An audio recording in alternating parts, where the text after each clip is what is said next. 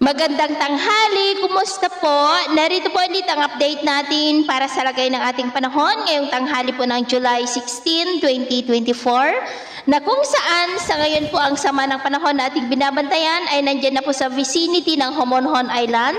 na nagdudulot ng mga isolated rains dyan po sa may Kabisayaan at Caraga at may mga malalakas na ulan sa may Southern Samar, Eastern Leyte at Dinagat Island. Hindi pa rin po inaalis ang posibilidad na maging bagyo yan between 24 to 48 hours at tatawagin po sa local name na Bagyong Butchoy at nagbabanta na tumbukin ang Eastern Visayas, Bicol region na sasalubong rin ang malakas na bugso ng habagat na magpapaulan naman sa western section ng Visayas, Mimaropa, Calabarzon, Metro Manila at Central Luzon sa susunod pa ng mga araw. Ngayong weekend ay posible ang tatlong sama ng panahon na nagbabanta na magpalakas ng habagat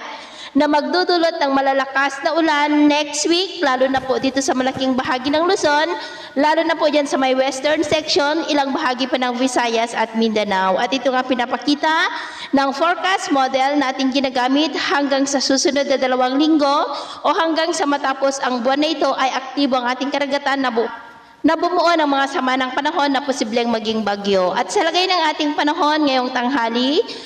dahil po sa sama ng panahon sa silangan ng ating bansa ay may malalakas na ulan na sa may Southern Samar, Eastern part ng Leyte at Dinagat Island at maulap ang kalangitan with isolated rains rin sa ilang bahagi pa ng Kabisayaan, Caraga, Bicol region, Quezon, Aurora, Mimaropa, ilang bahagi ng Davao at Sorsogon. At mamayang hapon, mas maraming lugar ulit sa Eastern Visayas ang makakaranas po ng malalakas na ulan na minsan ay may mga pagbugso ng hangin, pagkulog at pagkidlat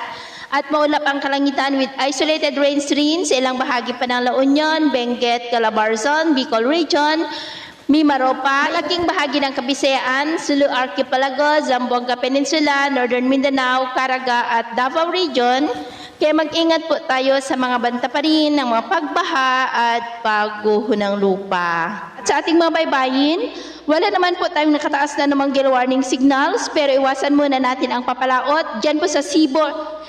silangang baybay na Mindanao dahil nandyan po yung sama ng panahon na ating minomonitor. So yun muna ang latest update natin sa araw na ito. At ako po muli si James na nagsasabing, sa kahit anong pagsubok po na darating sa ating buhay, huwag na huwag po tayong mawawalan ng pag-asa. Thank you and God bless!